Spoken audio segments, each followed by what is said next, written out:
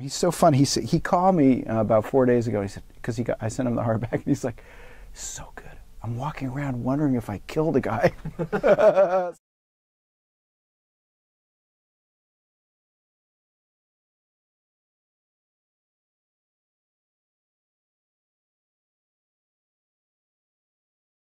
I was an expedition kayaker for years and years, and what I loved about that was that when you're running a river that hasn't been described, you come to a tight corner in a walled canyon, and you don't know what's around the bend. You know, it could be a waterfall or a pool or a cougar drinking or 9 guys with spears, you know, if you're in the right river. And I wanted that shock and thrill. And it's interesting, I called, my best friend in high school was Carlton Cuse. He's the showrunner for Lost and the executive producer. And he runs like 8 plots at once in that show. I knew he'd know about structure, so I called him up and I said, "Hey, Carlton, do you know any novelists," he's worked with a lot, "that just start with the first line and just let it rip and don't even have a clue like where it is?" And he didn't even hesitate. He said, "Oh yeah, I've worked with Stephen King. Often he starts with the first line, doesn't know where it is, who's talking. It's a voice, that's a character. The character's in a place, it's a situation. He writes into the story." And he said Elmore Leonard also, which really surprised me, you know, these tightly plotted crime novels in South Florida. So it kind of gave me the freedom. I wrote the Dog Stars that way. I love that method. I sat down, I wrote the Painter the same way. I started with this voice. Page 3, it became apparent that it was a lot like this guy that I knew. So Jim Stegner is based on Jim Wagner, and Jim Wagner is an expressionist artist from Taos, New Mexico, who I met in the North Fork Valley of western Colorado. It's a beautiful valley, as described in the book, a sort of river wind run of cottonwoods and orchards, vineyards, farms, surrounded by mountains. And Jim Wagner, the real Jim, had come up to this valley after his child died in a drug deal, when it was his son when he was 15. And Jim's backstory is very similar to the Jim in my book. He did shoot a guy in a bar for making a lewd comment about his kid. He spent a year in Santa Fe State. He was pardoned by the governor because he's a state treasurer as an artist, and also the guy who ran the cell block where he was incarcerated was his wife's cousin. So the guy basically said, you know, to his whole gang, you know, leave the gringo artist alone. And he also is like a big, brawling, huge-hearted, generous-spirited, fishing-obsessed painter. So that is the real Jim Stegner, and he became a very dear friend. He taught me a lot about fly fishing.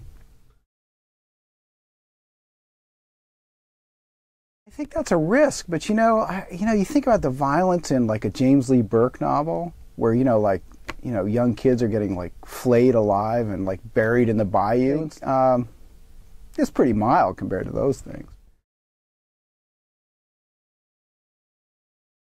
I think it's something we deal with as writers also. I think Jim Stegner in my novel has to make a living. I mean, he was so broke at one point, and this is true for both the fictional Jim and the real Jim. He drove a van once that he's so broke, if he didn't make the payment, they could turn it off remotely by satellite and leave him just stranded. Real Jim Wagner used expired, basically topped out credit cards for palette knives. That's what he used. He'd use a credit card, he'd run through the limit, and then he'd use it when he painted.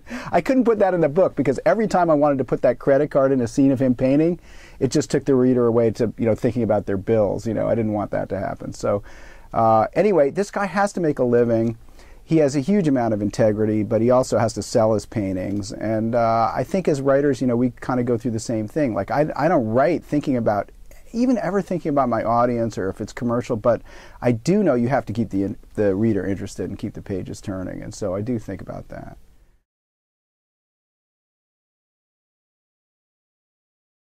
I started The Painter 4 months after I finished The Dog Stars, so before Dog Stars got published, because I just had a feeling with the dog, when you hit a pool shot and you just know it's going to go in even before, the balls collide.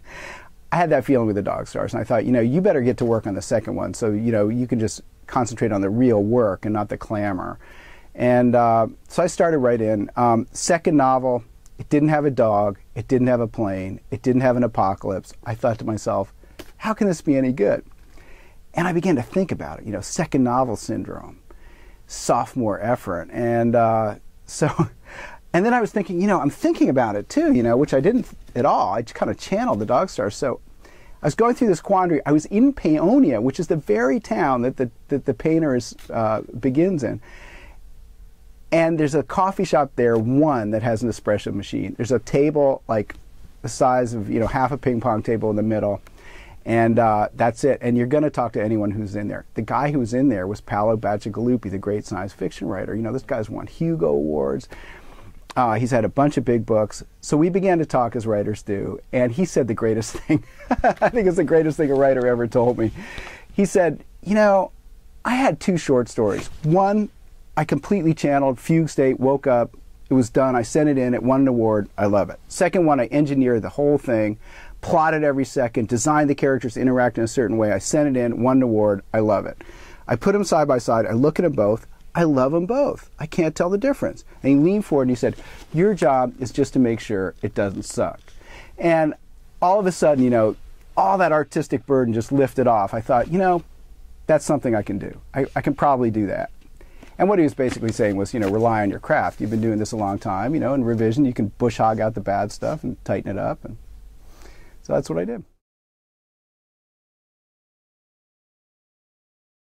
You get this pressure, this internal pressure that builds like a swelling lake, and you paint. It's all you want to do, all you know how to do.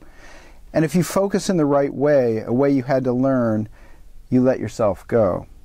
You lose yourself and just about vanish, and the painting asserts and fills and flows over the dam and down into the stream bed of everything you have ever experienced and thought, and carries you both on a current that takes you into a country that neither of you have ever seen, where you have never been.